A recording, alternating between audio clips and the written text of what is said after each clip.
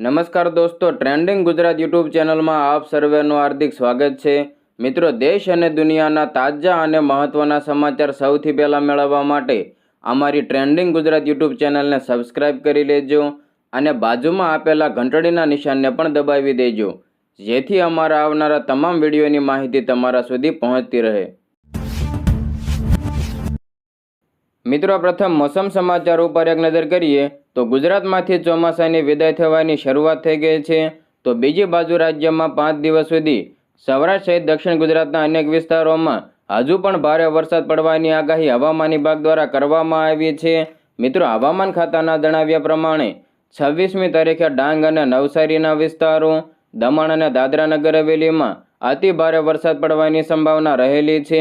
આ ઉપરાંત નર્મદા અને સુરત, તાપી, તો સૌરાષ્ટ્રના જિલ્લાઓમાં અમરેલી, ભાવનગર, ગીર સોમનાથ, દીવના વિસ્તારોમાં છૂટાછવાયા સ્થળોએ ભારે વરસાદ પડવાની સંભાવના દેખાઈ રહી છે। તો અરવલ્લી, ખેડા, અમદાવાદ, આણંદ, પંચમહાલ હોય કે દાહોદના વિસ્તારો, મહીસાગર, દક્ષિણ ગુજરાતના વિસ્તારોમાં વડોદરા, છોટાઉદેપુર, નર્મદા, ભરૂચ અને સુરતના વિસ્તારો, ડાંગ, તાપી, નવસારી અને વલસાડના વિસ્તારો, દમણ અને દાદરા નગર હવેલી, તો સૌરાષ્ટ્રના વિસ્તારોમાં રાજકોટ, જૂનાગઢ, અમરેલી હોય કે ભાવનગર, ગીર સોમનાથ, બોટાદ અને દીવના વિસ્તારોમાં પણ હળવાથી ભારે વરસાદ પડવાની સંભાવના રહેલી છે। ત્યારબાદ 27 તારીખની જો વાત કરવામાં આવે તો 27 તારીખે પણ અમરેલી, ભાવનગર, વલસાડ, સુરત અને ડાંગના વિસ્તારો, નવસારી, તાપી, દમણ અને દાદરા નગર હવેલીમાં અતિ ભારે વરસાદ પડવાની સંભાવનાઓ છે। આ ઉપરાંત નર્મદા, સુરત, તાપી, સૌરાષ્ટ્રના વિસ્તારોમાં અમરેલી, ભાવનગર, ગીર સોમનાથ, દીવમાં છૂટાછવાયા સ્થળોએ ભારે વરસાદ પડવાની સંભાવના રહેલી છે। તો અમદાવાદ, આણંદ, વડોદરા હોય કે છોટાઉદેપુર, નર્મદા, ભરૂચ, ગીર સોમનાથ, બોટાદ અને દીવના વિસ્તારોમાં પણ ભારે વરસાદ પડવાની સંભાવના રહેલી છે। તે જ પ્રમાણે જો 28 તારીખની વાત કરવામાં આવે તો 28 તારીખે સુરત અને નવસારીના વિસ્તારો, વલસાડ, દમણ અને દાદરા નગર હવેલી, તો સૌરાષ્ટ્રના વિસ્તારોમાં અમરેલી, ભાવનગર, ગીર સોમનાથ, દીવમાં છૂટાછવાયા વિસ્તારોમાં અતિ ભારે વરસાદ પડવાની સંભાવનાઓ છે।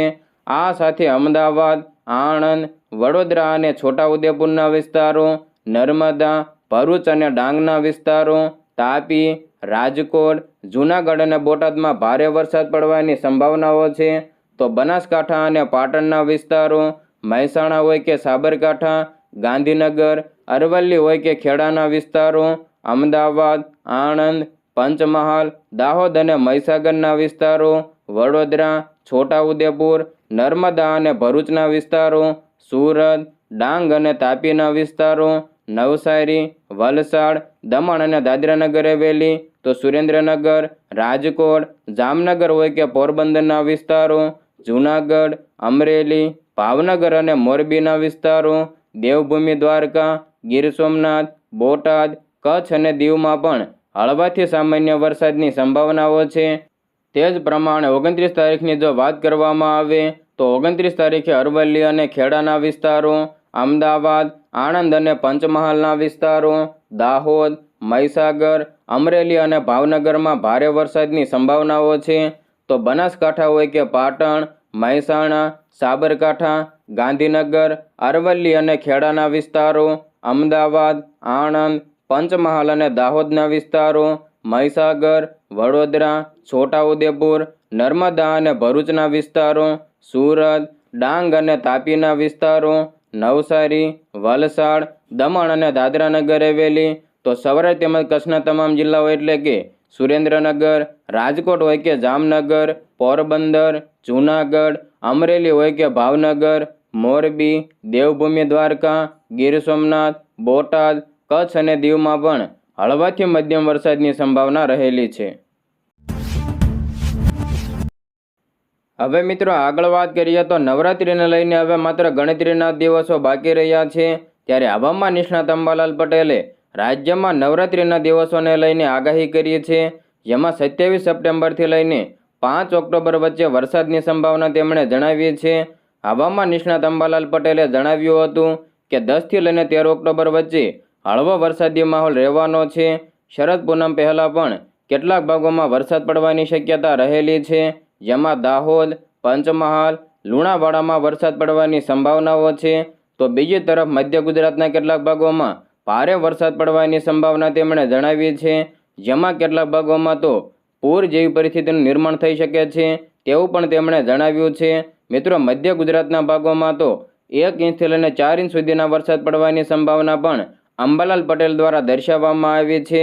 ત્યારે આ આગાહીને કારણે ગરબા રસિકોમાં નિરાશા પણ જોવા મળી હતી. વર્ષમાં એકવાર આવતા અને યુવાનોના મનગમતા તહેવાર એવા નવરાત્રિમાં વરસાદ ન પડે તેવી લોકોમાં અંબાને પ્રાર્થના કરી રહ્યા છે.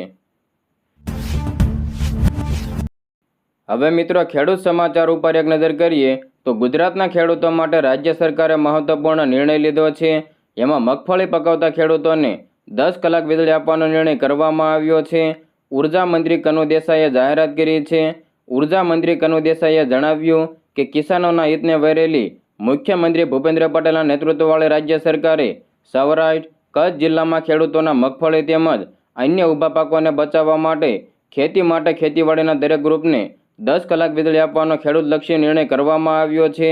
મિત્રો, આ ઉપરાંત તેમણે જણાવ્યું કે વરસાદ ખેંચાતો હોય અથવા ઊભા પાકને બચાવવું જરૂરી જણાય તેવા વિવિધ સંજોગોમાં તેમજ ઋતુ પ્રમાણેના ડાંગર, જીરું જેવા પાકને બચાવવા માટે જરૂરિયાત પ્રમાણે કૃષિવીજ ગ્રાહકોને પ્રતિદિન સરેરાશ 8 કલાક ઉપરાંત વધારાના કલાકો માટે વીજ પુરવઠો પૂરો પાડવામાં આવે છે.